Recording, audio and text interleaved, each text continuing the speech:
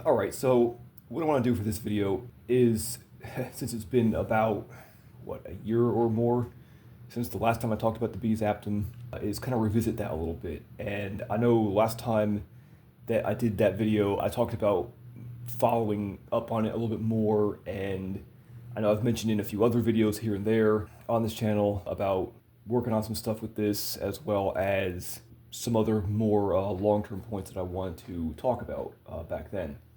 And, well, as usual, things haven't really gone as as I had hoped, so it's all taken a lot longer to get back around to, and I haven't been able to quite do as much as I want to with this. So this was supposed to be a whole ass video about some of the issues with it, as well as some of the stuff I was trying to do myself to potentially fix it. I decided to just take a quick trip back down to revisit some of the issues over a long-term perspective and put the potential DIY fixes off to the side for a bit, since I know that most people that are watching this either aren't going to want to take the time and effort to do it themselves, because, and which to me is a little bit, understandable, because why would you want to fix something that should have been done correctly from the factory? Fair enough. And also, a lot of people watching this probably don't have like a sewing machine or something like that that they can use to actually do it themselves, or perhaps don't know anybody with a sewing machine that they could use to do it themselves. As I experimented with some of this a little bit, came to the realization that there's some stuff here that needs to be fixed that isn't something that can really be DIY'd without potentially taking the whole thing apart, which again is something I know most people aren't going to want to do. So that's why that half of this video isn't part of this video, because it was just sort of like kind of a waste of time. What I am going to talk about here a little bit is simply a long-term, I don't know if I would say a review, but like an overview of the Gen 2 Beez Aptum and the trials and tribulations that I've experienced going over this. So far, since, Jesus Christ, when did I get the first one? I think it was sometime in the fall of 2020. And since then, I've had 4 of them, most of them that I've gotten within the last, I think, when was that video I posted? Like a year and a half ago, something like that, between then and now. The reason why I've been so stubborn about keeping buying these things is because, as I mentioned in the original Beez review video, that this is a carrier with a lot of potential. In fact, whenever I get around to finishing up the plate carrier loadout overview video that I've been working on for a while, you'll see in that one that, as I've mentioned before, my current go-to plate carrier is my original Gen 1 Beez Aptum that I got back when they first released, and then just sort of ignored until I went through a bunch of other plate carriers, came back around to it, and was like, you know what, this is actually doing exactly what I want. So it's been on my radar since then, and there was really nothing wrong with the Gen 1 aside from some minor design issues that could potentially be improved, and seems like they tried to improve on this a little bit, the Gen 2 version, but at the cost of other things, namely the overall quality and overall design. And as I mentioned in the original review of the Gen 2 Beez Aptum that I did, I think that the Beez Aptum not only has a lot of potential from a design perspective, but if the issues that it has were worked out, would be the best slick scalable carrier on the market. TBD, pending some new releases that I've seen coming out in either recent years or sometime around this year, I think. There's some stuff I've seen from like SHOT Show and like a couple other channels on YouTube that have done some overviews of them. So TBD with, some of the new designs that come out, but as far as what's currently on the market, from a design perspective and a feature perspective, Beez has the best one. And this should be, as I mentioned in the original video, the carrier that I should be running around recommending to everybody. But the Gen 2 version has had some issues, which we will now explore in this video and talk about sort of like the the long-term point of view of this. So, taking a trip back to October of 2020-ish, give or take, maybe it was 21, I don't remember, one of those years, the middle of, the COOF era, and people were like, everything was disrupted. So, having a bunch of time on my hands back then, that simply meant that I, had a little bit extra time to come back around to revisiting some of my gear interests and such, having at that point basically solidified on the Gen 1 Aptum that I had.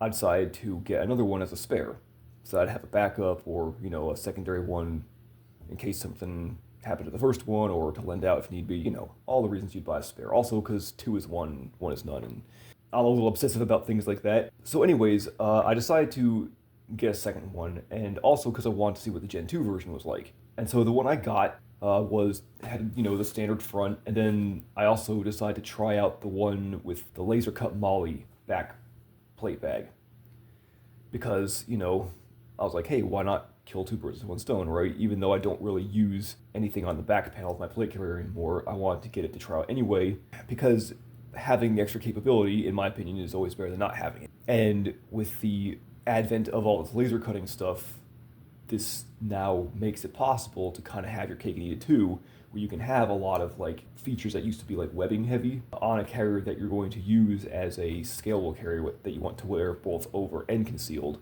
And getting rid of a lot of that webbing is a great way to potentially help it print a little bit less, especially if you're wearing a lightweight shirt over the top of it as a cover shirt. So I opted for the one with the laser cut molly back panel. And after the ridiculous lead time that there is for these, on top of it being, the middle of the coof mayhem, the thing finally shows up, and basically I instantly have problems with it. The back panel being that kind of two-piece design, very much like an AC1 or a Ferro Concepts FCPC, where it's sewn at the top and then hinges at the bottom. And on the back side of it is, of course, the Velcro sewn onto the single layer of laminate. And so I go to open the rear plate bag to insert the plate, and as I lift up the Velcro to put the plate in, as well as to attach the cummerbund to the back of it, and as I'm pulling this apart, the hook Velcro that was sewn along the underside of the bottom flap just shreds right off. Needless to say, I was shocked, as in the 20 plus plate carriers I've been through in the last 12 years, none of them have ever done that. So I pull it apart the rest of the way, very carefully, and realize that what's happened is, even as you can kind of see here a little bit, maybe, is that this Velcro piece isn't quite centered in the middle. There's a little bit more space on this side, and this one's almost on top of the stitching on the edge, whereas this one here's the stitching on the edge, and here's where this is stitched in, so there's about a 1/4 inch shift to this side. But what had happened with that one was it had been shifted to the right, where it was stitched under the stitching around the edge of it, and then on the left side, it had the stitching on the edge had just caught the bare edge of the Velcro and was just holding it on. So when any force was applied, it just yanked it out of the edge of the Velcro material and pulled it off. I thought it was both frustrating and amusing that not only was the Velcro piece on there that miscentered, but also partially due to the fact that, as well, it was only single stitched down around the edge of it anyway. So this was a little bit less than I'd been used to with other carriers, and wasn't cool. So I was like, wow, that was really disappointing. So at that point, I then pulled the whole carrier apart and turned it inside out and decided to take a closer look at what the hell was going on with this, and kind of put it under a little bit of a microscope, because I was like, there's no way this should have happened. It's like, this is something did they just mess up this one thing, or is there more going on with this carrier? Because I want to make sure that I detailed all the issues with it before I called them to have a warranty return requested. And upon doing that and giving it a closer inspection, I was like, man, there sure is a lot of stuff on here that isn't quite right. The sewing was a lot more single-stitched. The original one I remembered was, a lot of either double stitching or in some cases triple stitching. Everything was really well sewn on the original one, whereas the sewing itself was less on the new one, as well as there being a lot of areas where it was really sketchy. Just like this, where stuff was kind of, at the very edge of material, or veering off into weird places, or doing stuff like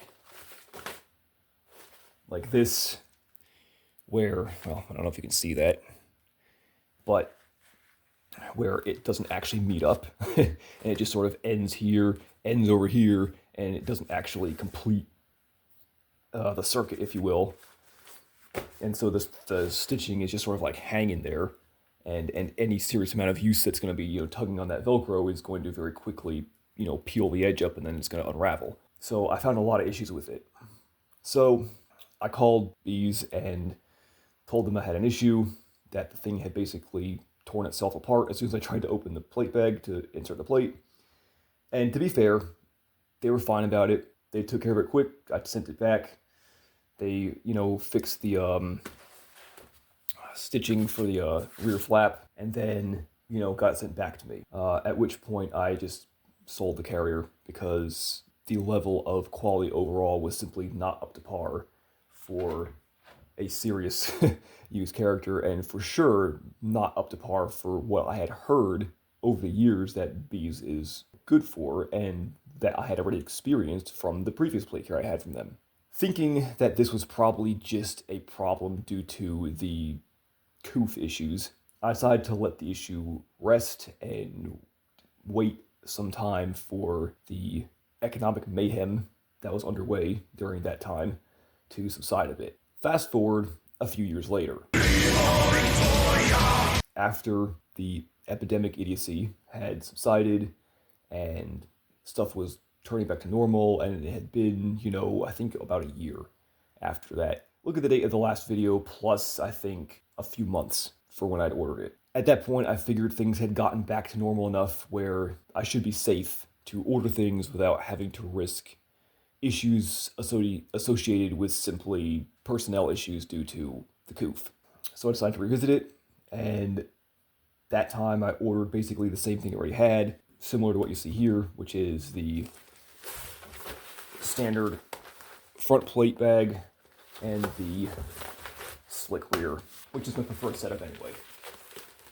And at that point, I received that plate carrier, looked it over, found a whole bunch of the same issues, and at that point, that was when I did that review video. So, picking up from there, I just couldn't let it go, because, like I've said, for traditional style plate carriers that are on the market right now, they do have the best one. From a design and comfort and fitment standpoint, it checks all the boxes that I've been ranting about for pretty much every plate carrier review I've done. So I was like, all right, maybe they just have the same couple idiots left over who started this shit back during the pandemic.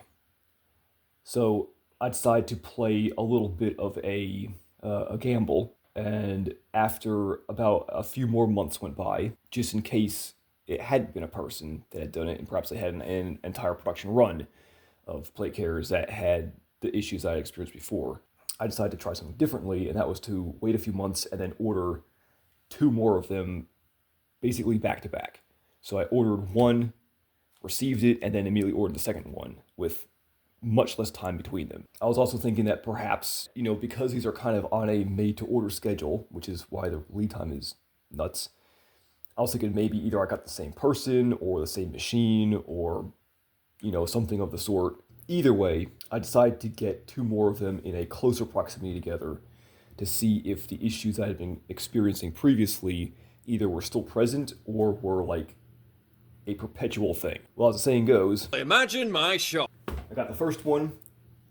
Many of the same issues were present, both from the sewing issues as well as some of the critical redesign issues that now don't make sense. And then, the second one, received that, and just like the first one, second one, and now the third one, the fourth one, again, had a lot of the same issues, including apparently the new and updated issues with the plate bag sizing, which I'll get into in a minute.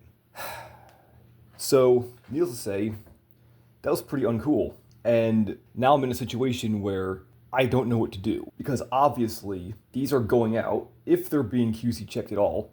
I'm not sure at this point. But they're going out in this condition, which means, and it's repeatable, which means that either this is a level of quality control that they're okay with, and this is like the new bees now, or there's some sort of like automation going on where the machine that sews it is set to sew it a certain way. It's doing it repeatedly and nobody's checking it. Or at the very least, the people checking it aren't noticing, or maybe don't know, whichever. They aren't noticing the repetitions of the same issues that are occurring over and over and over again, because something is off with the way the machine that's sewing it is set. It has to be one of those two things. So I'm at a point now where I'm looking at these and going, okay, well, I can't really go back to Beez and say, well, there's a quality issue with it, because now this is fucking 4 of them in a row over the course of, a couple years that have all had repeatedly the same issues. But I can't really kind of like not do anything else with it. So, I've got like a couple of almost good plate carriers here that have issues that aren't quite enough for me to say, yeah, you need to take it back and fix it, but that also I can't really let go. I then proceeded to try and play around with this a little bit and try to figure out some ways that some of these issues, at least the worst of them, could be fixed on my end. And as I mentioned in the beginning of this, I did come up with some ideas for a couple of them, but as a whole, like I said, a lot of this has to do with either the new design itself being the problem, or issues that I would have to take apart the entire carrier to try and fix. That is therefore something that I can't make a video on and then recommend other people do it, because there's a pretty good chance they're not going to be able to do it. I mean, some people might be like, well, why didn't you just send it back to them? Well, like I said, it wasn't really enough for me to justify sending it back, because how do I explain to them that you're fucking up your sewing and this is unacceptable? Like, how do I explain that the overall the overall result isn't great, and that also the way that you've redesigned the plate bag sucks? Like, how am I going to say that to them? They're going to be like, okay, well, they probably would take it back, but like, it's not going to change. This is something that I had, an issue with some other companies in the day. I had a chest rig that had some issues with the webbing that was stood on the front was not straight. It kind of did a little bit of like a roller coaster here and there. And I took pictures of it and sent it to them, and I measured it out. I, made sure that I wasn't crazy. Took pictures of it. I even, put a couple pouches on there so they could see like from the pouch spacing where it's attaching to the molly. And the response from them was basically, we don't see anything wrong, but we'll take it back anyway if you want to return it. Now with that company, it turns out that the issue was just a fluke. I returned those items to them, they refunded me, and then sometime later I bought a couple others to replace them, and those were fine. This is why I kind of went down the road with this in the way I did, because I assumed that, again, a company with the reputation that Beez has had in the past, it must just be a fluke. I must have just gotten a couple lemons, because that does seem to be kind of my luck in life, is if there's a lemon, I'm going to get it.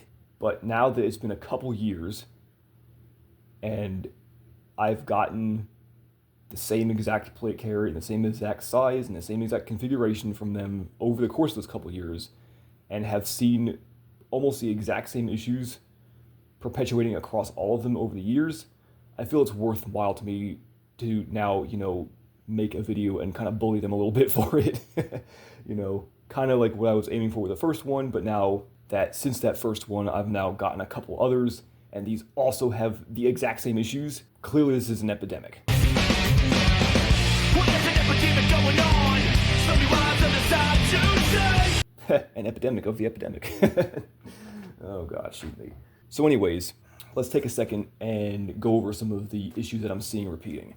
The biggest, most obvious, and most egregious issue with the new Gen 2 Aptums is the plate bag themselves. Now, the plate bags I've got are for the standard sappy medium cut, because the plates I have are a sappy medium cut. As you can see here on the label, if you can see this, it says Aptum medium. Not 10 by 12, not swimmer cut. I've bought the actual medium sappy cut for the entirety of the time I've been buying these. Never changed it. The original version was fine. It was basically an exact fit. Now, the plates I have are the Hesco 3810s.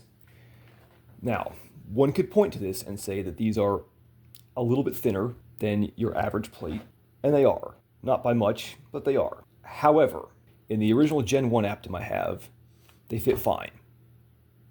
In fact, the original plates were actually perhaps a little bit tight because they fit about exactly in it.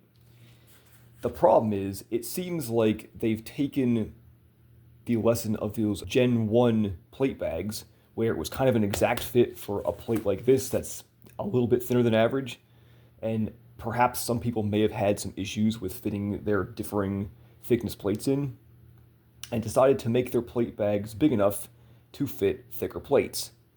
However, they've gone so overboard with it that these plate bags are now basically sized for quite possibly the thickest possible plates on the market.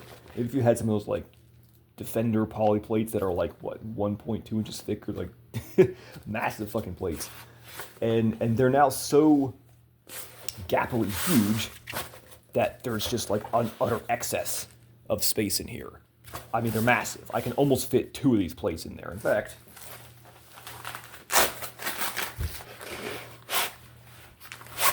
I can fit 2 of these plates in there. This must be like the, what you call it, one of those Call of Duty plate carriers, you know, where you just like keep sticking the plates into up your armor. So it's so ridiculously huge now that when the plate is inserted in there and closed up, it's just sort of like flopping all over the place inside the plate bag, which really sucks. The other thing that really sucks about these is, on top of making this plate bag so gappily huge, they haven't resized their flaps or the interior Velcro on the inside of the plate bag to account for this new angle that they're trying to go for, where it's kind of like a one-size-fits-all plate bag now. So what happens is, unless you have the thickest plate that these are designed to apparently fit now, at which point it would then fit exactly, if you have anything thinner than that, so something like these that are like 0.98, or if, God forbid, you were stupid enough to buy something like the L210 or M210s that are like half an inch thick, you're screwed. For the simple fact that not only is it going to just basically slosh around in this plate bag, but the flap length is designed to fit a much thicker plate, as you can see with me wrapping it around, hold on, the plate here. The webbing pieces that are sewn to the bottom that should be kind of centered on the bottom of the plate, sort of the center of the edge of the plate, so that you could potentially, like, you know, attach something to the bottom of it. If I'm actually pulling it tight, it's curving around to almost the inside of it. This means that the flap is now further up the inside of the plate than it would be. The problem with this is, like I said, they didn't change the interior Velcro. It's still a simple 2-inch piece of Velcro at the bottom, which is designed to clearly mate up exactly with this 2-inch piece of Velcro, or 1.5, whatever it is, at the bottom here.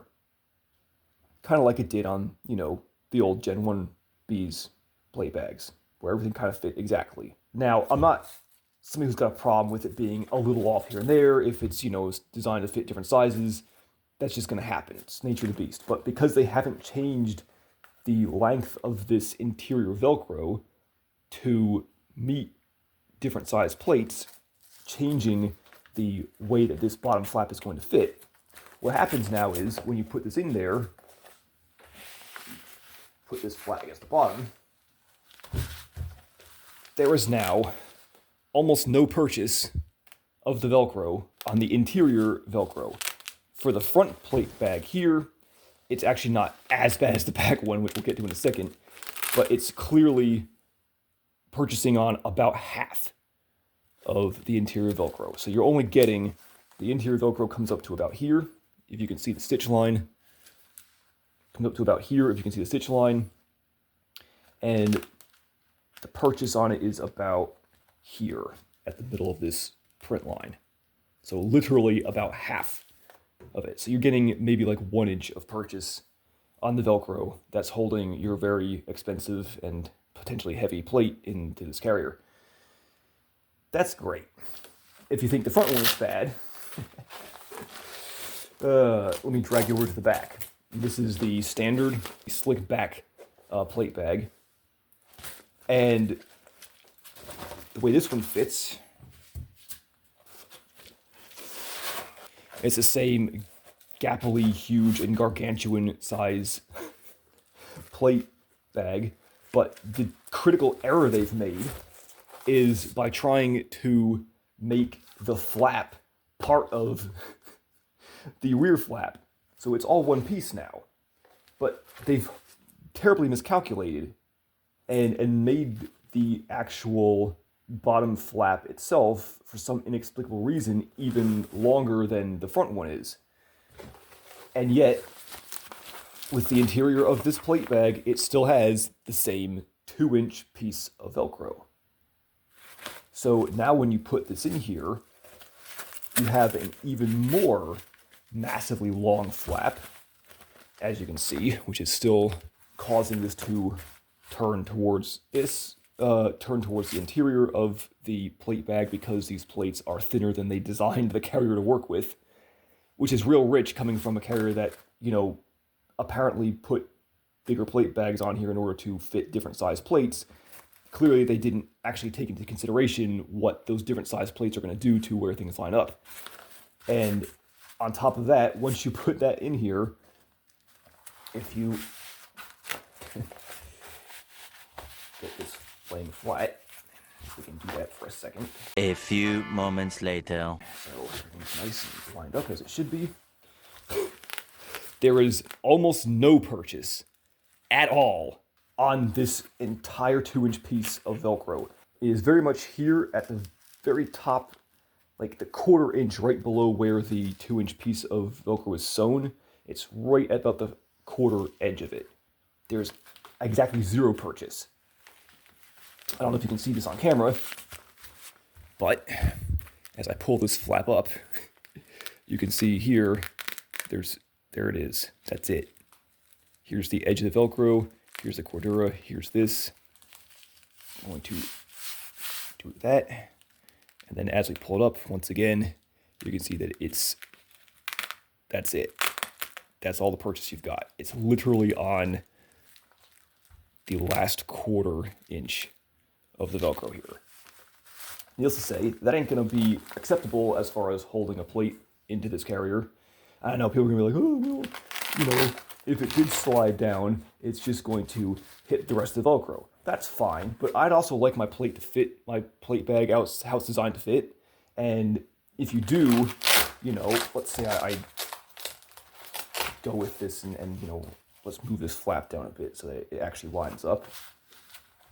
All right, let's move it down till like, oh, we'll accept like 1/2 inch of less. Let's put it at the same place that the, we'll put it at the same place that the front plate bag is, right? About half in the middle. So what happens with that is then, is the plate should be fitting towards the top and the bottom in the plate bag, but now that I have that, now it's going to just sag down to the bottom of the plate bag, which means now I've got an extra about 1 inch at the top here that your plate isn't sitting flush with, which means now that it's hanging down even lower on your back where it shouldn't be, which means now you have to raise your adjustment more,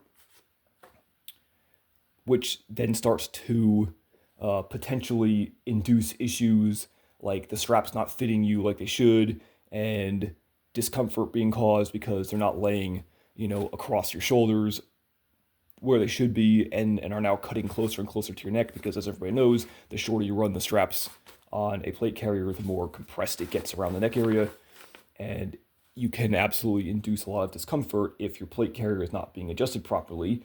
Part of the reasons why some people's plate carriers are not adjusted properly is because their plates don't fit the plate bags correctly.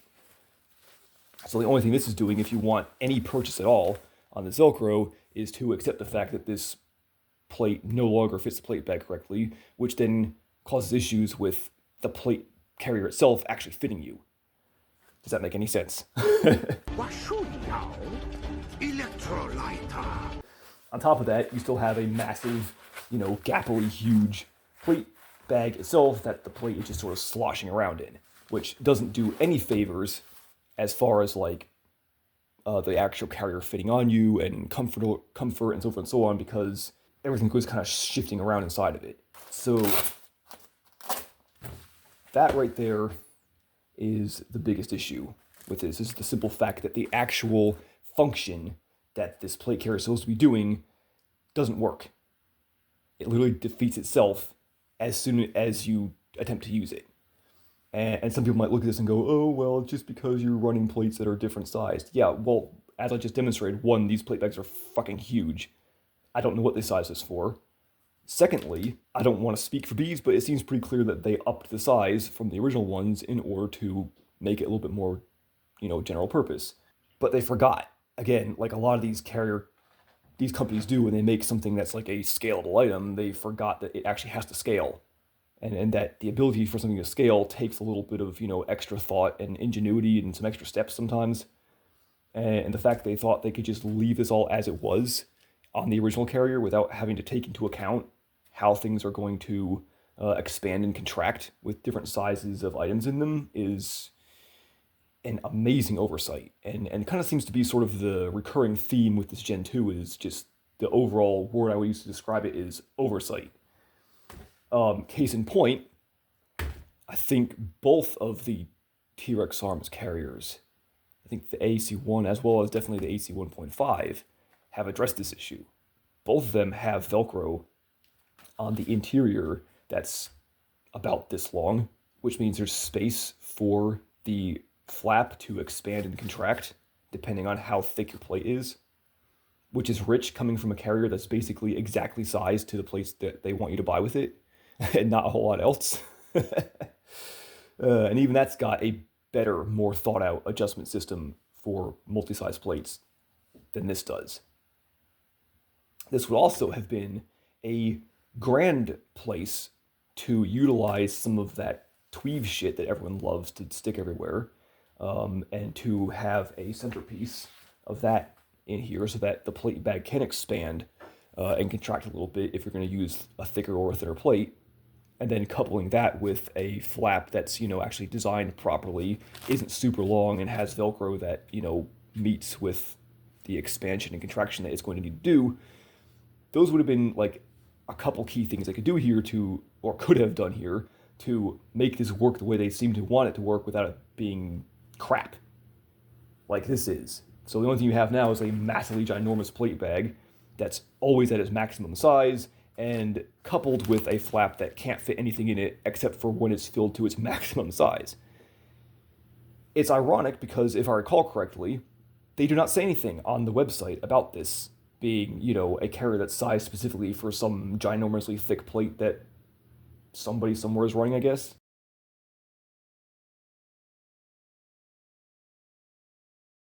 So if you were buying this and expecting to be able to use it, again, as a sort of slick, scalable thing it is, if you had plates that are just a teeny bit thinner than your average, 1 inch, 1.1 inch issue, sappy type, standard plates in the market, it's not going to work for you. And like I said, if you bought something that you wanted to be more concealable, like a half-inch plate, like an M210 or something like that, it's never going to work. It's not even going to work as barely as this is. Even the front plate bag won't work with a plate that thin. You basically have the same issue as the rear one. Now, one of the sort of DIY issue things you could potentially do to fix this would be to take this flap and sew, another, like, say, 1 inch or 1.5 inch piece of Velcro right above this so that when it folds in, it actually has, you know, something to purchase on the interior Velcro with. Now, as you can see, you need that extra about inch of Velcro if you want to get the full purchase on this interior piece of loop. All right, onto the interior. Well, actually, before we go to the interior, I'll make a quick point about the sewing as a whole, which will tie into the interior in a second. And that being that the sewing as a whole, just in general, is very kind of hit and miss. There are some areas where it seems to be sewn as it should be, like, for example, here on the front, this front panel here is sewn in fine, the stitching is tight, everything is either doubled up where it should be, or at the very least, well sewn overall. The actual front piece of Velcro here is fine.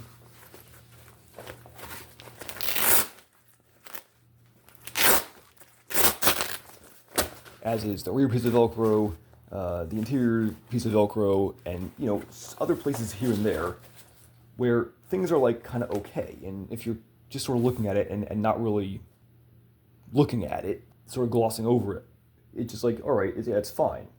But once you actually start to drill into it, you start to see stuff that's just sketchy.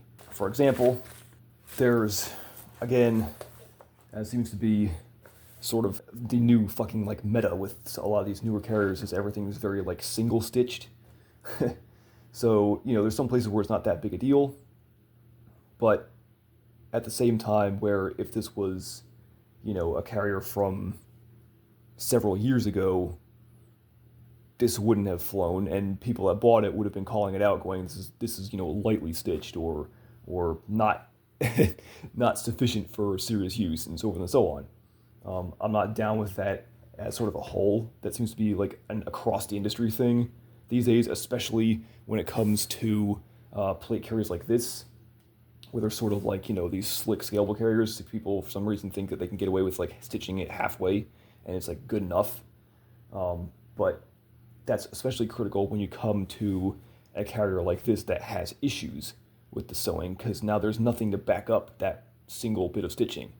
On the back here, for the rear plate, the actual, you know, flap itself is single stitched all around it, with the exception of the edges here, which aren't, what you call it, they're not bar tacked at the edges here. They're just sort of like secondarily sewn, like about half a line of what could, I guess, theoretically be described as double stitching, but is somewhere in between that and a wannabe bar tack. I'm not sure what it is, but it's not a very, what's what I'm looking for?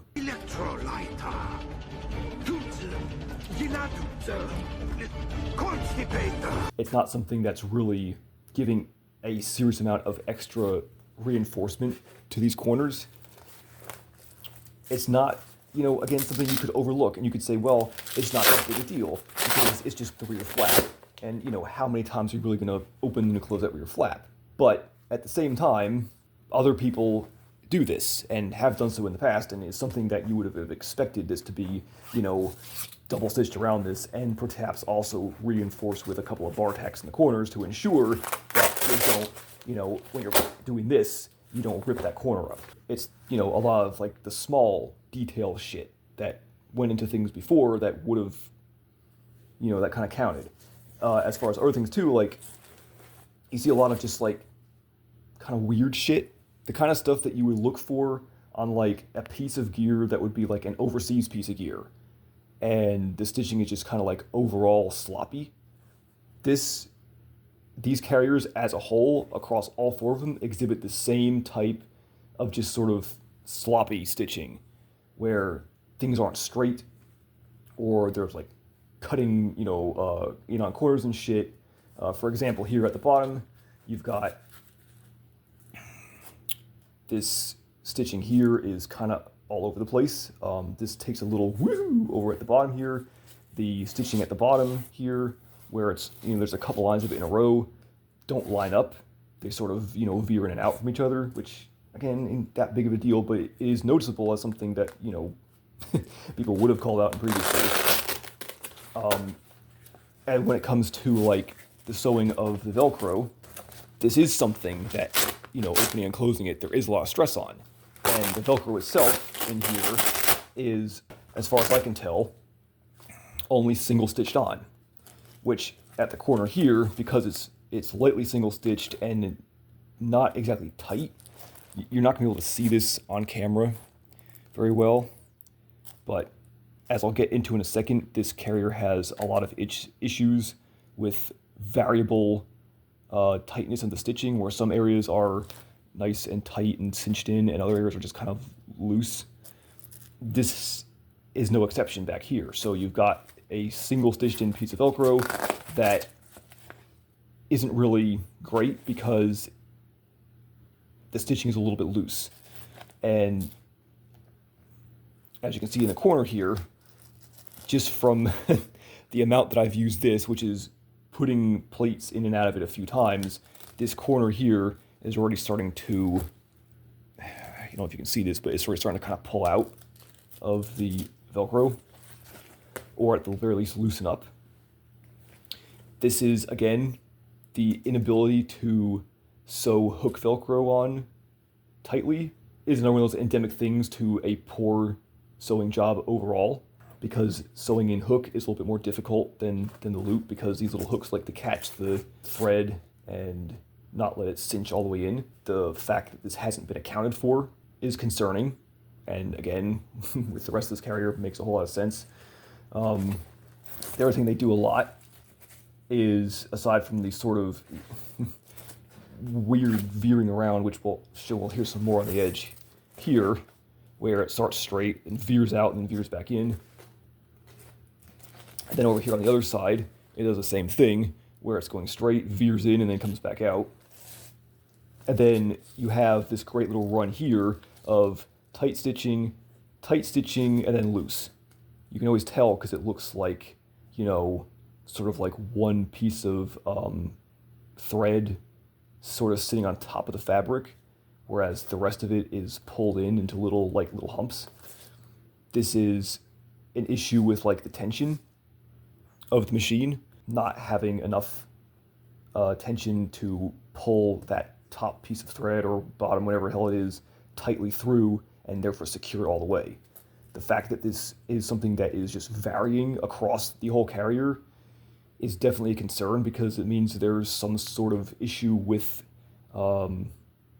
perhaps the machine itself slipping or something like that. I know on my crappy old like 1920s sewing machine, it's driven by like a belt, and what happens is, even if I make sure I set the tension correctly, sometimes that belt will slip, and the areas that belt slips, it will then, you know, have a run like that where it's not tight all the way, and then it'll go back to being tight. I'm sure these guys aren't using sewing machines from the 1920s or 30s, which again is why I'm picking at this, because this shouldn't be happening in the first place. You know, it's bad enough that they haven't realized that their tension isn't really tight enough to 100% get this Velcro locked down. And so now, after having used it a little bit, it's starting to, you know, pull against that stitching, and because it's not 100% tight, now there's, you know, going to be a little bit of a gap that opens up, which means this Velcro is going to get loose and it's going to potentially start to come unstitched. But the fact that it's just here in the open on like two pieces of Cordura, where this shouldn't be a problem at all, is indicative of a bad sewing job overall. And again, something like you would expect to see on like an overseas piece of gear. The other thing too that's indicative of an overall crap sewing job is the way that they continually cut the corners on things or can't keep a corner. So like you'll see, this is a great example here, where, well, maybe you can't see this on film, but like as it comes to the corner, it sort of makes a rounded turn, and then when it comes here, it doesn't come to the edge and cut over, it like veers over. So you kind of just sort of like cut the corner as like in like a half circle instead of it actually coming to the corner and turning. Let me see if I can find a better example of that. Yeah, here's another one where on this side, it comes down here to the corner and then turns, and then on this side, they miss the corner and just sort of veer up, in this like turn, this like sort of like little cul-de-sac here. It just sort of veers over and then goes to the corner here, where it then has to then sort of arc back up to meet the stitching again, and then comes back around. The other thing too is like, especially with the Velcro, per what I talked about previously, where the issue I had with the one I got back in the early 2020s, where the Velcro was sewn far too close to the edge of the Velcro, is still something that is kind of a thing here, where because of their inability to like keep a straight line or to like not cut their corners, you have stuff like that where, for example, on this bottom piece of Velcro here, they can't keep a straight line, so it comes to the corner, it corners, and then as they're going down the side here, it veers off almost all the way to the edge of the Velcro before they kind of yank it back, and then sort of there's like a bobble here, and then it comes back, down the side of it. So it almost goes off the Velcro here, and the Velcro is being, I don't know if you can see this, is being held on right at the edge of the Velcro again.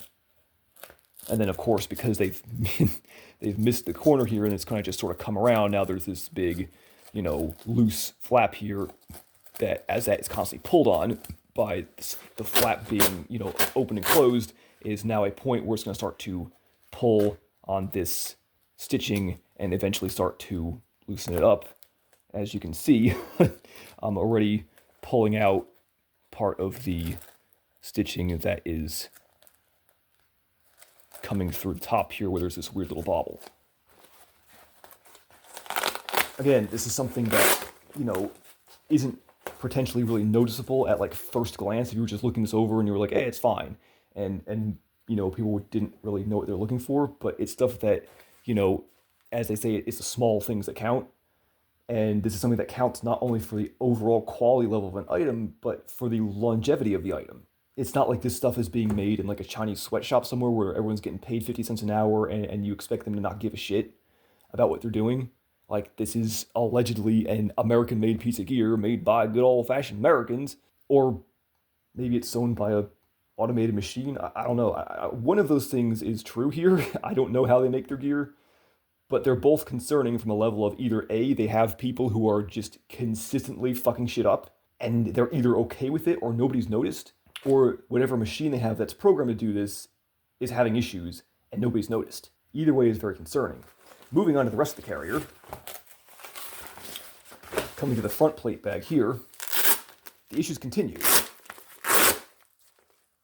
Which, as just a general design gripe of something I'll talk about right now, is the fact that they've got a solid piece of Velcro at the bottom here, and this dumb two-piece of Velcro strips at the top here, which, come on guys, we know that if you have loop Velcro in this size, the hook Velcro also exists in the same size. Why the hell are you guys using this 2-inch doubled piece of shit here? It's like for the top, for the front, as well as we've seen, for the rear bag. That's super lame. And it does, in some cases, especially for something like, the front bag, does and can interfere with you getting the full amount of purchase on whatever you have attached to this. It's super lame. Stop doing it. Please, I'm begging you. Use my powers. As we can see in the front here, though, continuing on with our gripes about sewing issues, you'll see the same issues with the sort of tight, loose, tight shit going on. This top flap that's sewn on here, this extra front flap. The original one that I have, the Gen 1 Beez, that you'll see when I do the loadout overview with it. But once again, we have the same issue where they just suddenly love to single stitch everything. So this front flap that absolutely is going to get more use than the rear flap is also only single stitched to the front of this kangaroo pocket area. And again, at the edges, this isn't actual like bar tacking. It's just some sort of like extra weird little like loop of sewing that I guess is supposed to be some kind of double stitching, but it's just this weird little like knot that's extra in the corners, and clearly isn't really providing any actual reinforcement to that area. On top of that, we've had a new issue where perhaps because these plate bags are now oversized, or just because whatever is going on with the sewing is just out of control at being crap, they've managed to, in the corner here, you have the left side here where, you know, the plate bag comes around and this is stitched down, and then it's caught a little bit here. On this side, there's been a little bit of a pleat put in here because my suspicion is this plate bag is just so massive that when they're trying to sew it, it's wrinkling and bunching up when they're sewing it and getting caught under it. But on the left side here is a truly massive error in sewing where it's clearly, again, I don't know if you can see this on camera, but it's clearly like folded itself over, like the material has like bunched. Nobody caught it, and now there's a pleat here in the side that's just sort of, again, I don't know if you can see this well on camera, but the sewing on this is just sort of like the stitching is out of the material and is just the thread running over the top of it. As far as the front flap itself goes, we get another great example of, again, I don't know if you can see this, but the inability for whoever's doing this to hold a straight line. And it's just, you get the, they tried to double stitch this one, but you get the first line down here, goes around, and then the second line that should be lined up with this veers off towards the center of it, comes around. The bottom is surprisingly okay until it veers off into the bottom of it here and sort of gets underneath the Velcro, comes over here. There's some weird knot of bullshit going on here, and then it comes back around at the bottom here in a very loose line, and again misses the original line they were going on, veers towards the center of it, and then goes back towards the top. As you can see, maybe, the way that this loose area here just sort of, there's this again, knot of confuculation, and then it hits the very edge of this Velcro, comes off the Velcro, and then goes back around here, hits, again, the very edge of the Velcro, and then finally goes back to being lined up with where it should be, which at this point doesn't matter anyway because, again, I don't know if this is something you can see on camera, how loose that piece of that area of stitching is here, where it's, again, basically, you know, a straight piece of thread laying on top of the material without being fully pulled in. The stitching for the hook Velcro is, again, kind of all over the place. The tension on this front piece seems to be a little bit better, but they still can't keep a straight line or hold their corners. So, especially like at the edges for some reason, the main straights aren't too bad. They're mostly where they should be. But then every time they come around the edges, it either, as is the case here, almost comes off the edge of it. Like here's where my fingernail is, the edge of the Velcro, and here's the stitching running right just across that edge. And then over here, you have the knot of confuculation with, again, a sort of veer down towards the corner at the bottom, which they clearly didn't finish and then turn. They kind of sort of cut it a little bit again. And then at the top here, you have basically like a, you know, the classic half circle coming around the corner here. And then they almost veer off the fucking Velcro at the top here. At the top here, we get another great example at the edges of the kangaroo pouch, specifically on the left side here of the loose issues with the stitching not being tight, where it comes across here. The kangaroo pouch itself is sewn single stitched across the top here, and then just about, you know, quarter inch underneath that line of stitching is where the front flap is stitched, also single lined across the top there. So there was 2 lines of stitching, one at the top of the kangaroo pocket to hold the corridor together there, and then one at the top of the flap to hold it on. And so, once again, you get a classic example of here in the left corner, where the stitching for the kangaroo pocket isn't doing too badly, and then all of a sudden they get here and it goes loose, and it has now an area here that is, well, I'm not going to pick at it too much, but I can basically start pulling this piece of thread. Yeah, there we go. I've just pulled it out. There's nothing left holding it on, so I could just continue to unravel that thing all the way down this.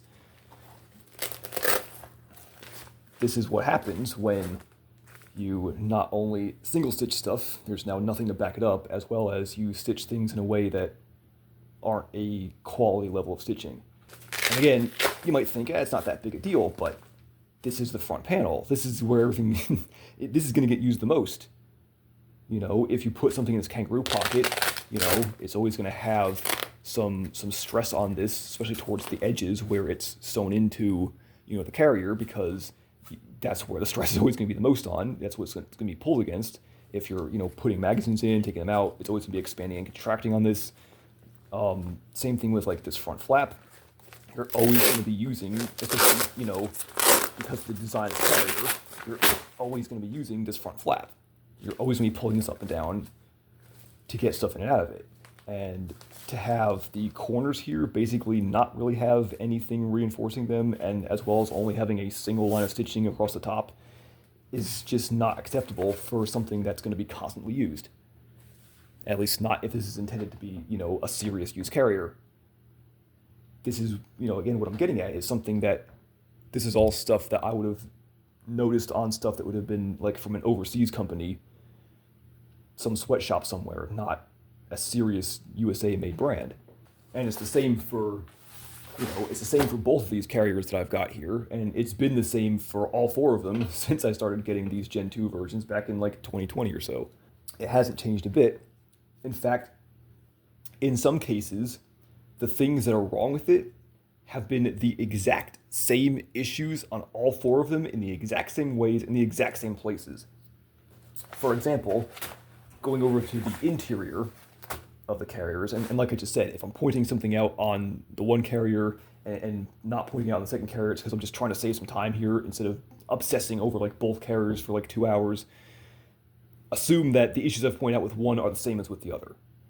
It's just that I have 2 of them, so I'll talk about the interior issues here and the exterior issues there, and saves everybody some time. One of the new features they put on here that I do like, and would have liked to consider an upgrade from the original Gen 1, is that they got rid of the full padded backer and went to these 2 vertical loop strips, which is, if you've seen any other plate carrier reviews here, has been something I've griped about as something that companies should just go to instead of doing the, you know, 3D mesh or whatever, because it's really just a better idea. But one thing I've noticed over and over again is, in typical fashion, they can't sew for shit. And the issues are that the sewing for these is done in about the same way as everything else here, where, you know, it's sort of half in the bag. Not only is it single stitched on here, but on top of that, there's no cohesiveness to it. So, like on the left side here, this isn't too bad. The lines are pretty straight. They've got the corners straight. Where it ends here, it's locked in pretty well. All right, you know what? Even though I prefer it to be, you know, everything should be double stitched because, you know, reasons. But I'd be okay with that because it actually works. And then right here on the right side, it gets to the top here and completely misses. The bottom piece coming up just sort of ends.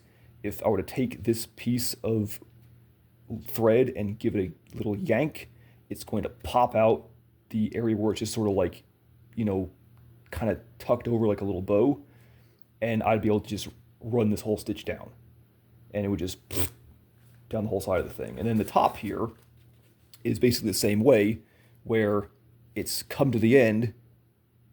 It hasn't actually caught anything because this should have been, you know, all the way up.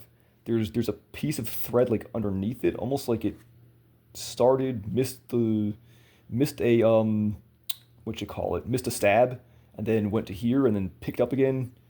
I don't know what's going on, but this isn't actually attached to anything and isn't secured. And like I said, if I pulled this little piece of thread here, it would pop this out. This would get pulled out from underneath this, and the whole thing would just start to unravel as I pulled on it. It's gone to the edge here, then at the top, hasn't caught anything, hasn't turned over like it did here to meet where it started and lock everything down. And the area here where there's supposed to be that little back and forth at the end to lock everything down isn't. It's just sort of like one little weird, like loose loop knot thing that just sort of is there. Nothing's actually being held on in this corner. So, in case you think I'm crazy, here it is on the second one. Again, I don't know if you can see this well, but in this one, it comes around, but then it doesn't actually do the little back and forth line of stitching that it needs to lock it in. And clearly it didn't do that to start with. So like you should have a little back and forth to start. It locks in place, you sew around, you come back around, you go over that, and then you lock it in. On the left side, kind of the same as this one. It's kind of doing it, although, again, now, as you can see, 2 different carriers, 2 different times. One of them is sort of acceptable here, and then this one, it kind of does the thing, but it's not really locked in. It's this sort of like loose loop knot thing that it's doing that isn't really locked in. And then over here at the edge, you have the what you call it, the okay, then suddenly loose bit of stitching here. Then it comes around, and from now to here, it just kind of, not, tension is loose. So on top of that, you have loose tension, it just sort of kind of locks in here, which I guess will hold together for, something that is a light duty piece of a light duty area, but isn't really acceptable. And then over here, much like this one here, where it didn't even meet at all, this one, there's an attempt for it to come over and meet, but nothing here is actually locked in. This piece of thread is just sitting here underneath the other ones. I guess the initial start wasn't locked, it just sort of started. And then when it came back around, instead of it locking it in, it just sort of ended. So right here, there's this little piece here that I'm going to pull out just to make my point. And if I, again, start yanking on this a little bit and going back and forth between these two, it's going to instantly unlock this area, and then the whole thing is going to start to unravel from both ends. So, case in point of, if I'm wearing this, right, I'm actually, here you can see it's already coming, oh shit, I'm not going to pull on that. Anyways, it's already starting to come unstitched on this side. Yeah, see, there it goes. I'm just going to leave it as is. If I'm wearing this, I'm using it as designed. So I'm going to like put on my, maybe my armor vent pad or like a pontoon set, right? To wear it like an overt carrier. But then I'm going to take those off to wear it slick and potentially concealable. So this, while somebody look at this and go, oh, it's an area that's not going to see that much use, so it doesn't matter, but it does matter, because it is going to see use if you're actually using the carrier as, designed. You're going to constantly be, pulling stuff on and off this Velcro. Every time you do that, it's going to pull this corner, it's going to pull the stitching a little more, and next thing you know, one day you're going to go to pull it off and the hole's going to go, Brrr! And you go, oh shit, what happened? Well, what happened was, on the back end of the production, the proper stitching protocol wasn't followed, and that's why it will fail eventually. This is, again, I'm kind of beating this horse a little bit, and I'm going to keep doing it, because this is supposed to be a reputable American gear company, not some overseas slop. And the fact that they are missing the mark on such simple, small, yet critical backstage areas is just amazing and kind of appalling. Like, the fact that this stuff was let go like this, and as I've mentioned here, isn't just one. I've got 4 of these over the course of a few years, and the issues are the exact same thing over and over and over and over. These 2 carriers were ordered within, their lead time is about 2 weeks to complete it, and then another about 2 weeks for the shipping to actually get to you. So within a month of each other. I got the first one, saw that it had the same issues, and went, okay, cool, I'm gonna get the second one. So 2 months worth of production here is the length of time between these two, not years like the other 2 I had. And it doesn't seem to have made a difference. Clearly, this is something that's been going on not only for years, but regularly. As far as the rest of it goes, on this one here, which was the most recent one, the one that's turned inside out, I did notice there was a attempt to do a little bit better on the actual body stitching of the carrier itself.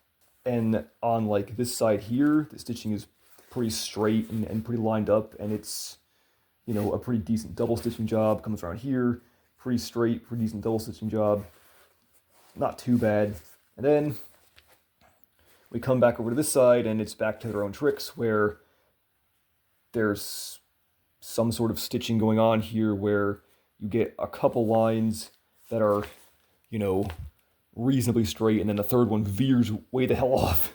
And over here, I don't know if you can see it. Yeah. Over here on this side, here is the, I'm going to turn it upside down, the piece of Cordura. One of the interior panels here, here's the edge of it, and then here's the secondary edge underneath it.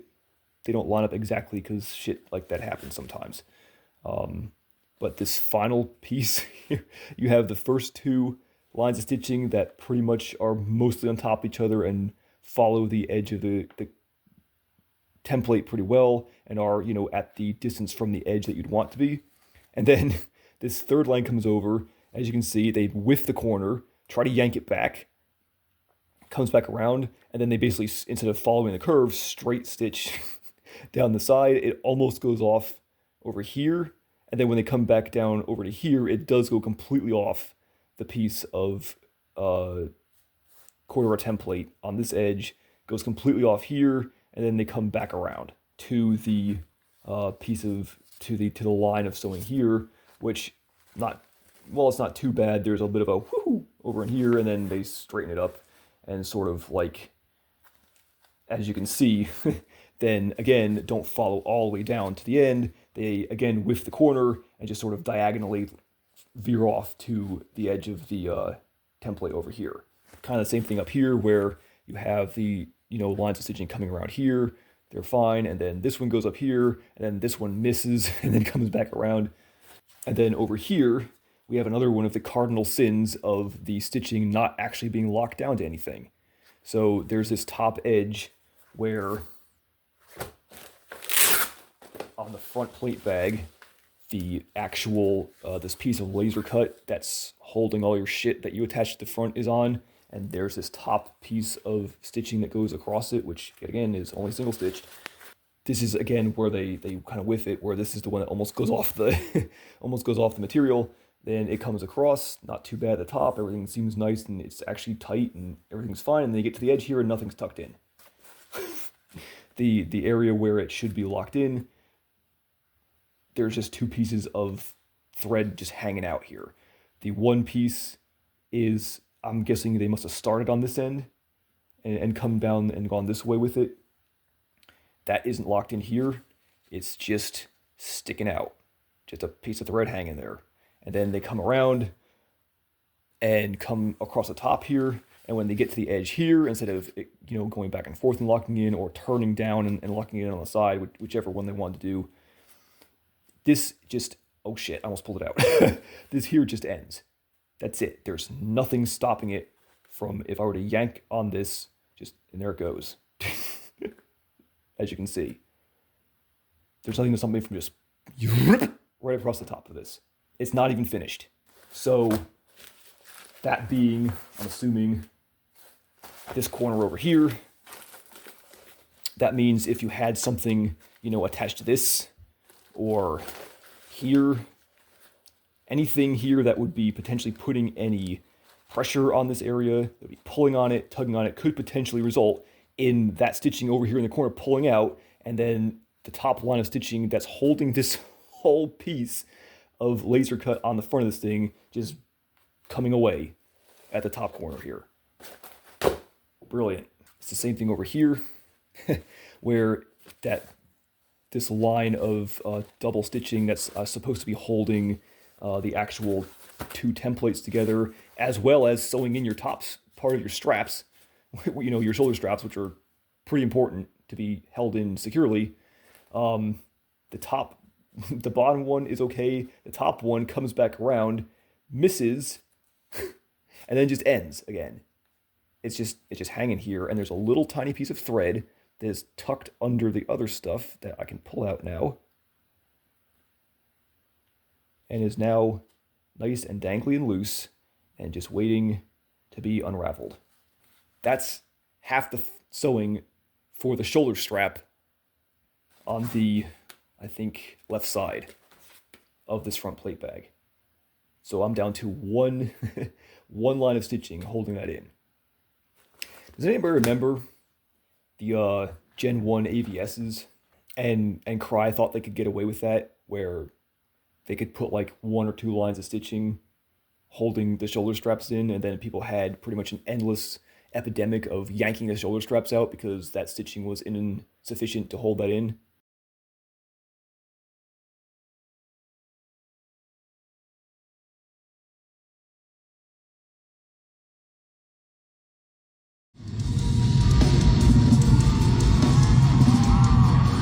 Yeah, that's basically what this is here. That's a shoulder strap tear out, basically just waiting to happen. And for something that, again, the actual function of the carrier itself is hinging on this working as it should, all the weight is on that. It's on it when you pick it up, it's on it when you wear it. I see it, I like it, I want it, I got. There's certain areas that are a little more critical than others to be really on point with the sewing, and maybe do some extra things even to make sure it doesn't come out. That's one of them, and it's not being done.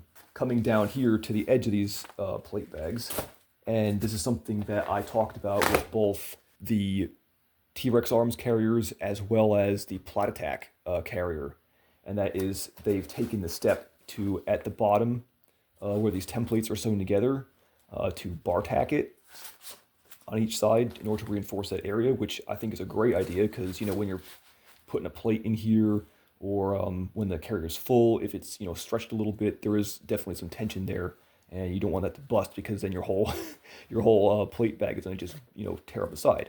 So definitely worth doing. But in typical fashion with this carrier, maybe they don't have a machine that can do it or something, but this ain't bar tacking. This is, once again, this weird, like, just sort of overrun, like, loose knot of thread that's just sort of knotted up in the corner here. And same thing with the corner here. There's just this big, like, loose kind of thread knot. So that's not cool. And being an area that it's nice to have some bar tagging in, but, you know, again, to be fair, is not the most high stress area. If everything else on this carrier was on point and sewn well and as it should be, I wouldn't be stretching about it too much. But because there's so many other areas that you can point to and go, oh, that's a problem, that's a problem, that's a problem, that's a problem. Now you have to look at this and go, is this really going to be effective? Because this isn't actually bar tacking, it's just like a weird knot of thread. As far as the rest goes, we can see too, with the interior of where this loop and like laser cut webbing area is sewn in. In this area too, there are issues where, again, not only is this little like double stitch kind of attempt that they've made here not actually double stitched anywhere, but it's that weird kind of loose knotting that's neither double stitching nor bar tacking, and is very strange and doesn't make any sense. You know, even here, for something simple like that, they still can't get it right, because here's one area here where, again, it doesn't go all the way to the top, and there's looseness to it. So if you were using the top layer of webbing here and tucking stuff into that, or if it was being like pulled on. Like, for example, if you had like an EUD attached here and it was going through that and it's either getting tugged on because it might get caught on something, or whether you're constantly flipping it in and flipping it out, you know, and there is a constant amount of tension and pull on that area.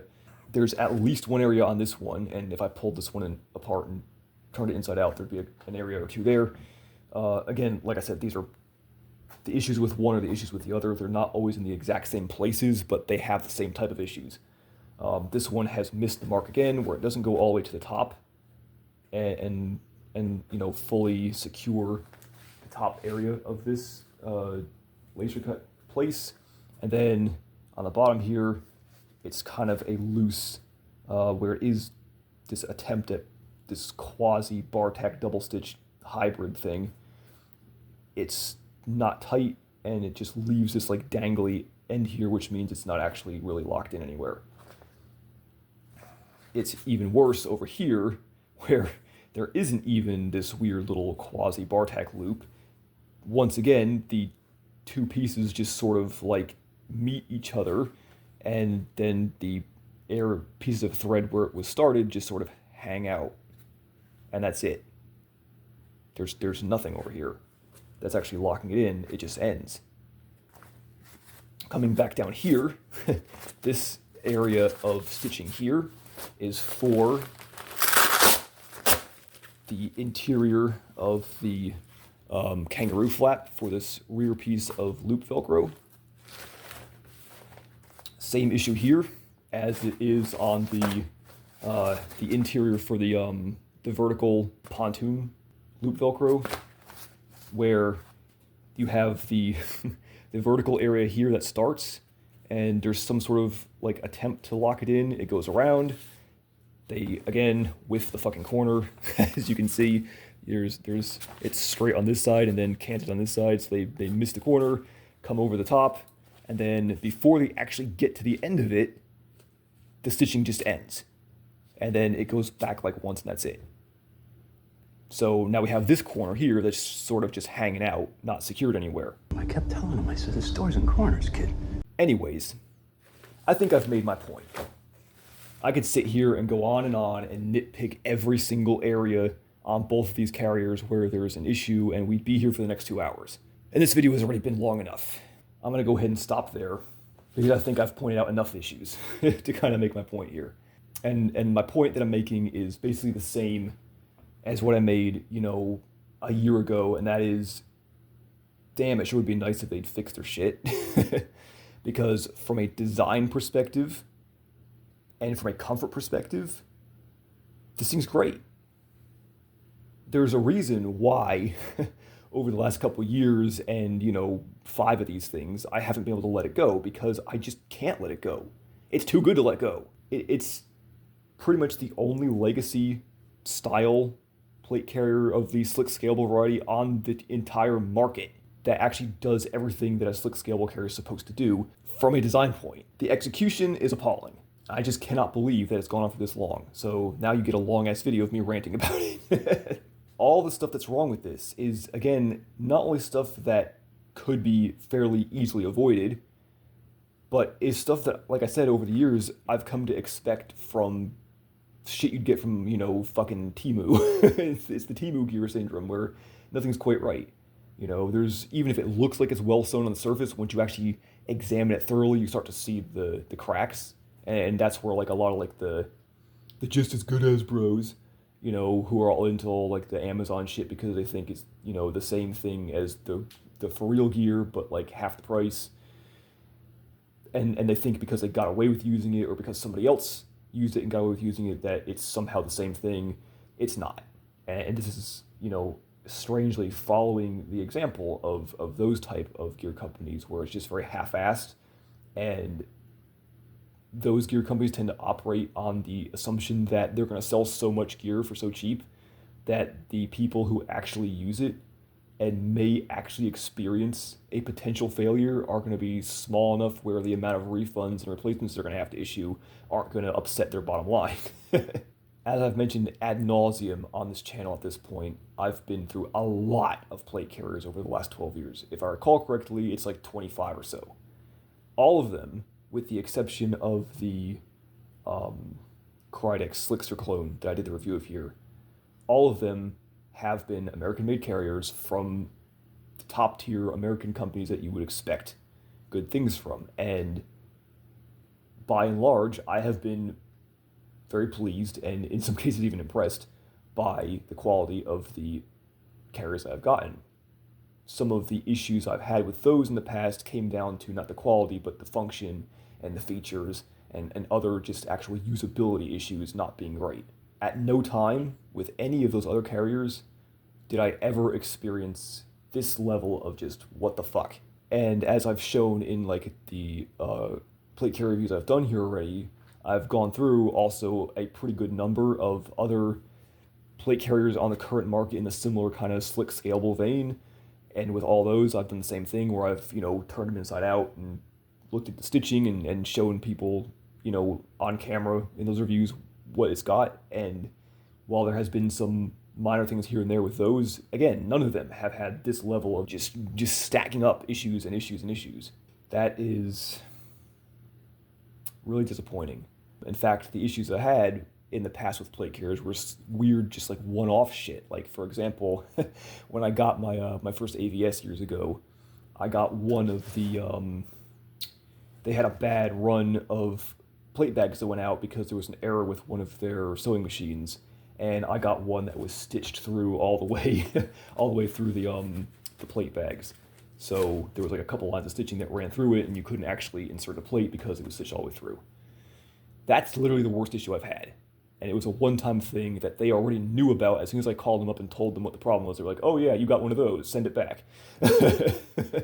Like, same thing with many years back when Tier Tactical was a bit bigger of a company than they are now. I ordered some pouches from them, and the webbing had an issue where like the way that the standard legacy type webbing is bar tacked into segments, they had an issue with the depth of their sewing machine being set wrong, and so there was a spate of pouches that went out that had the webbing basically ripping off of it because the bar tacking was only very lightly just piercing the first like couple threads of the cordura underneath it. And when they were contacted to have them have those defective products returned, they already knew about the issue. They were like, oh, yep, you got some of those. We had an issue with those a while back. Send them back. We'll send you some new ones. The plate carriers that I've had from Beez, even like, the carrier that I had originally, where the Velcro just straight ripped off the back, it was treated as, a one-time thing at the time that I did it. The attitude of the people I dealt with was that this doesn't usually happen, and, basically was an oopsie, which, like I said, the whopping, I think, 3 or 4 issues I've had over the last 12 years of the massive amount of gear that I've been through between carriers, pouches, packs, etc. I've had, like I said, 3 or 4 issues, maybe 5. Either way, a handful at best of working with companies that are, the serious American companies that make the good shit and have the results you'd expect, And so I didn't expect anything different from this back then, considering that their attitude was, oh, this is, not common. And yet, even that original carrier, noticing the rest of the stitching on it, and that being a red flag for me, again, I thought maybe it was just the pandemic and the issues with, everything kind of going crazy as far as that was, and the quality control just not being up to par. But, like I said, over a year later, and having had 4 of these Gen 2 versions, and every single one of them having been rife with the same type of issues, I can't look at it anymore and go, it was a one-off, or they had some issues because of other economic problems, or, I'm just unlucky and got the one that sucked. I've had now, the same plate carrier that I've bought over the course of like almost a year apart, and the St. Plate carrot that I've bought a couple of over the course of only a couple months apart. And it's all been the same. It's a crying shame to see a company that used to have the rep that Beez did for, kind of being one of those sort of unsung companies that nobody really knows a whole lot about, but they're great. It's a shame to see that come to a point now where it seems to be, perhaps, I hope not anyway, but not so much of a thing anymore. Perhaps a thing of the past. And again, I can't, I don't want to speak for their entire product line, because obviously I haven't bought one of every single product they make and then done that a couple times over several years. So perhaps other people have gotten things from them that are fine.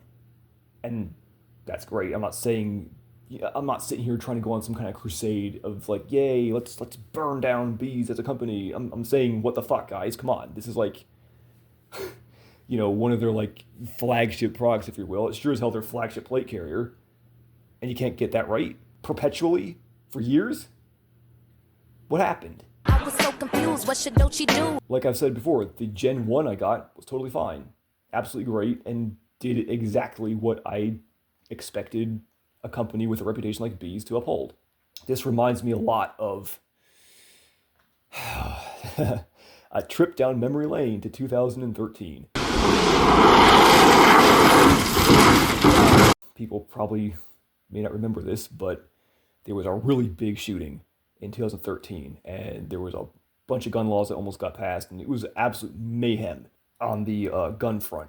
There was a ban rush like has never been seen before. Everything sold out. Like, the shit flew off the shelves within the first couple months of fucking Feinstein and Friends, may they be cursed forever, introducing their anti-gun bills.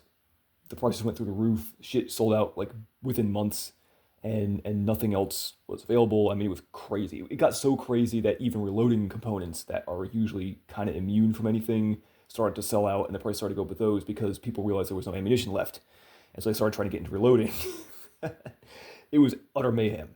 $40 PMags, $80 Glock mags, $1,000 for a case of steel ammunition. Like, it was nuts. In case you're wondering why people hate cheaper than dirt, ask anybody who was around back then about the $99 PMags they had. But what happened was, as a side effect of that rush and everything selling out, was that a lot of companies that were manufacturing companies were suddenly in a hurry to meet the demand and get everything out the door they could, not only to meet the demand, but also to make money while the prices were through the fucking roof. And if you didn't get in on like the stuff that was already on the shelves, the second wave of stuff that hit the market during that ban rush was rife with quality control issues. Like, everything took a quality control hit because these companies were in such a rush to get everything out that they could get out the door, that, they were literally picking the parts up off the floor and sticking them in guns and sending them out. Like, I'm speaking metaphorically here.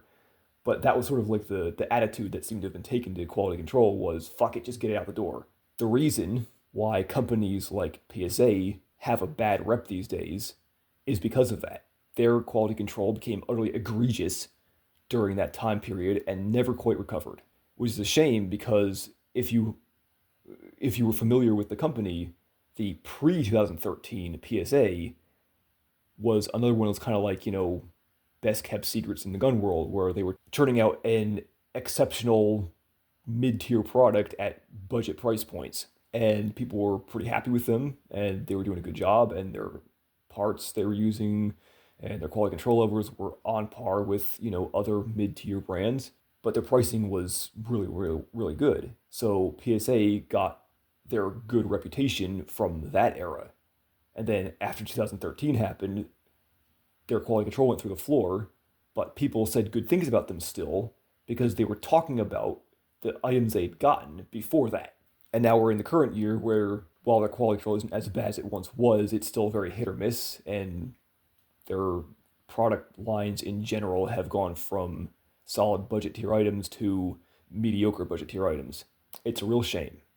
And this is something that, again, I don't want to try to speak for the whole company, but at least for this product, seems to be the way it's gone with this, where something happened either as part of their Gen 2 redesign, or something happened during the pandemic years to whatever was going on with their quality control, and clearly it's never recovered. So that's pretty much that. Since this is a channel where I will rant about something, but also perhaps try to talk about some solutions that could be had, I will do that now.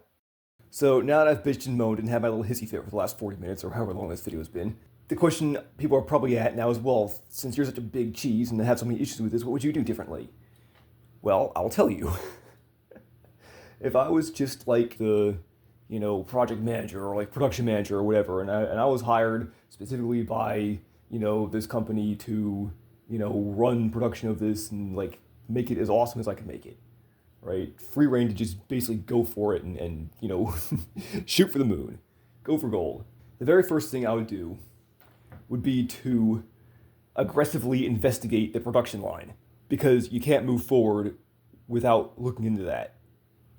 Clearly, over years of this having repeatably the same issues over and over and over and over again, there's got to be something like at a systemic level that is off, that has to be found and addressed before anything else can be moved on with.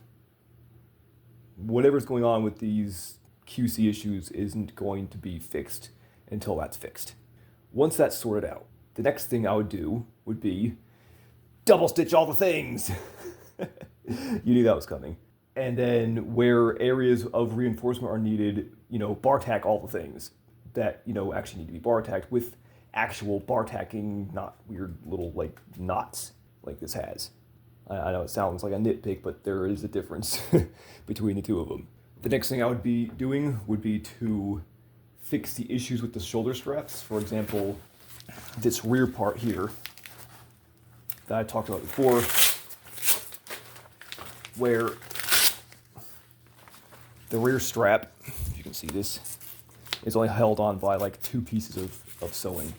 What I would do is something similar to what both the T-Rex arms carriers do, as well as what the Cry AVS version 2 did, would be to, do the double stitching along the, top edge of it, and then there would be a section of the actual strap material that would run down further behind it, and then box stitch that down as well. So it would be box stitched down here, double stitched here, and then, the strap length. But this is specifically in relation to, as I talked about with the straps before, with pull-out issues. This is something that happened with the Cry AVS, the Gen 1 versions of that, where they thought they could get away with like a minimal amount of sewing at the top edge of the plate carrier, and immediately had people coming back at them with shoulder strap blowouts.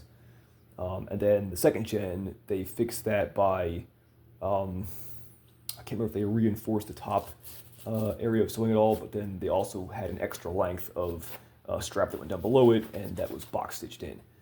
That was box stitched at the bottom. So it was like sort of a double safety to avoid further issues with the shoulder straps blowing out. And sure enough, after that, no more issues. Some people are probably going to look at this and go, oh, it's a lightweight carrier meant to carry lightweight things, and they're probably going to quote me some stats about the tensile strength of the sewing thread and the material and blah blah whatever.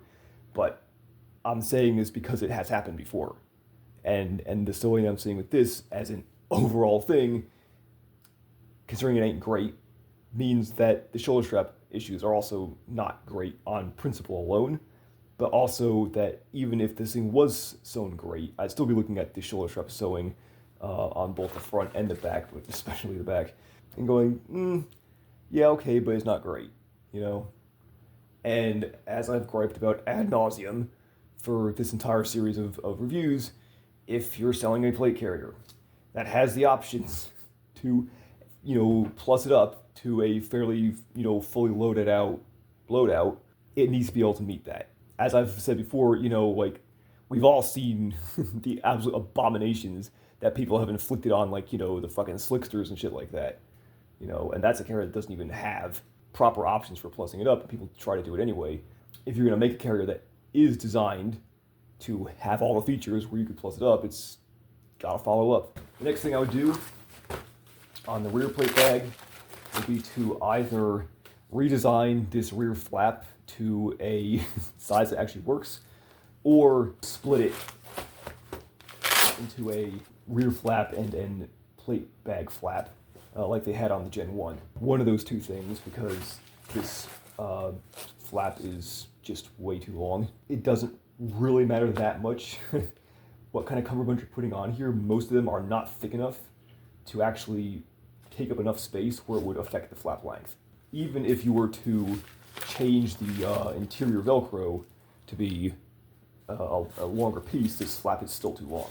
After that, next thing I would do would be to resize these plate bags to obviously a smaller size. I would either go back to the Gen 1 Aptum size and just, let people suck it up if their plates are super massively thick plates, which, well, you suck for running those. We're running those anyway, so, deal with it. Or alternatively, I would institute a center tweave panel in order to allow for some flex so that people with different size plates could make it work. I would go back to the Gen 1 Aptum sizing, which was, a little bit more of an exact size for a bit of a thinner plate, like the Hesco 3810s. And then with a tweed center panel, if you had something that was a little bit thicker, it would be able to flex enough to accommodate that. And if you do a center tweed panel, you would still be able to keep these loop strips for adding on any internal padding that the end user might want to add in the future. Along with that, I would do a little bit of a general redesign of the plate bag securing flaps as well as the interior Velcro for them. I think I would probably go with similar to the front. The front plate bag isn't completely egregious as much as the back one is. So I'll go similar to this, maybe shorten it a little bit. We'll see, but 100% I would fix, if I was not going to shorten it all and leave it as it was in order to allow for a thicker plate, what I would do is it's got to have a longer piece of Velcro on the inside of it, at least a 4-inch piece of Velcro, so that this can actually secure properly. The final thing I would change would be to omit this sewn-on front flap. Now I know what I just said about I actually found it useful, and I'm not contradicting myself. What I mean is I would get rid of this extra sewn-on front flap. The design of this carrier already includes a kangaroo pocket. And what I would do, instead of having this pre-sewn-on front flap that when it's not needed just adds an extra level of bulk and hassle that you don't want, I would get rid of this being pre-sewn, take this front panel and swap it to a Velcro tuck-in flap that is compatible with the kangaroo pocket. So that way, if you want to, run the plate carrier without it, you just take it off and it's gone. If you want to use this for the reasons that you might want to use it, you can simply add it on and by tucking it into the kangaroo pocket, and then it would just fold over from the front and you would use it as is. That way you would get the best of both worlds and you wouldn't be stuck with something on the front of the carrier that some people may or may not want. I feel like that should have been like the obvious solution to this, and I don't know why they've sewn it on from the beginning, considering this plate carrier has always had that kangaroo pocket all the way back from the Gen 1 version. The only problem with the kangaroo pocket is, as usual, nothing lines up. So this also needs to be addressed because, once again, you have about 1/2 to 3/4 of an inch of extra hook Velcro from how far this comes up until it finally gets to the loop Velcro down here. So the hilarious part is, now that doesn't quite line up 100% either.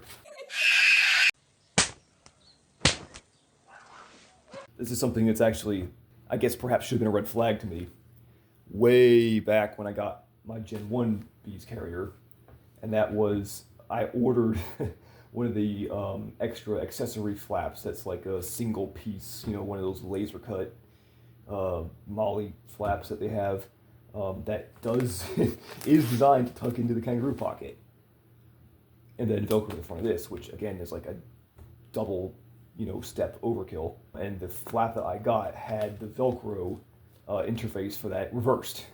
So it had the hook and the loop on the wrong side, so you couldn't actually hook it in. It was also too long. So if this lined up with the front piece of Velcro, and then you tuck the flap in, the part of the flap that tucks over the edge of the material and into the kangaroo pocket was too long. So this would line up if you tuck that in and then line the Velcro up on that with the Velcro up in here. On the kangaroo pocket, you had like a extra probably ½ inch or so that of just sort of like a bubble at the top of just floppy loose material. So if you actually tucked the the securing portion of the flap into here and then pulled it tight along the top of the pocket so that it laid flush without having a little bubble over it, then the front flap that was the accessory would hang off the bottom of the plate carrier by about that much. So as good as the plate bags itself were all the way back then, it seems that perhaps their issues with quality control and not quite being able to execute on sizing things correctly may go back further than I think. But it's become an endemic issue with the Gen 2 version that, like I said, after years of this shit, I really just can't help myself from making a stink about and calling out now, because the final thing I would do with this carrier of all the stuff I just mentioned would be to do nothing. I wouldn't change the shape of it. I wouldn't change the shoulder straps. I wouldn't change the angle of the shoulder straps. I wouldn't change the features. Like, everything else about it is great, except for the shit that isn't. And the stuff that isn't is holding the carrier back, especially the sewing issues. Like, I could suffer with the exception of the sewing issues and the terrible, not acceptable fit for the plate bags. I could live with all the other stuff that I'm nitpicking about. If the sewing issues were correct and the plates fit right, I wouldn't care. I'd be like, all right, well, whatever. It's a nitpick. Same thing with this obsession of theirs. We're putting a single piece of Velcro here and then two separate pieces of Velcro here, when literally every other company on the planet has somehow managed to find matching pieces of Velcro.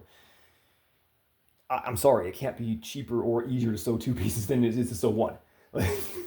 Come on. And like I mentioned, this can sometimes, depending on the type of compromise you're using or the kind of front flap assembly, what you've got going on here, can potentially lead to like securing and like purchase issues because it isn't a full piece of Velcro. Anyways, I could even live with that if the rest of it was executed, but those two issues are just too out of control to deal with at this point. So anyways, I hope you enjoyed your 2-minute hate for today, and stay tuned for more rants. The 3 laws will lead to only one logical outcome. What? What outcome? Revolution.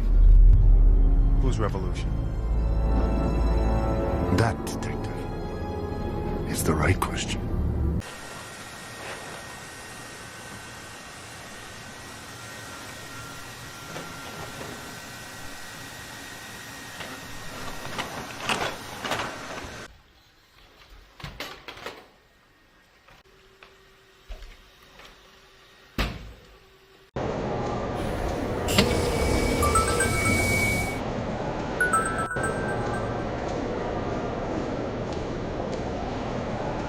To a limited extent, AI systems are already making life and death decisions, and it's an area where we're going to see a lot of development in the next few years. A lot more governments taking up what we call loitering weapons that hover over an area until the target's been identified by AI, and then they attack. The drone's AI allows it to identify, track, and strike targets with exceptional accuracy, adapting to rapidly changing conditions in real time.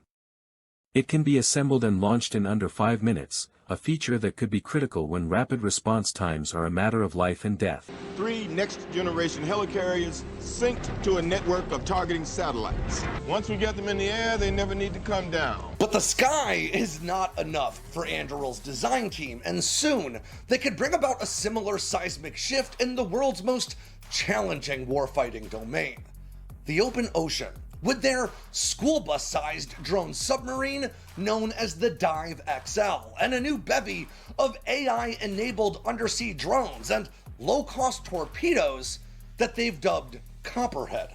The goddamn robots, John!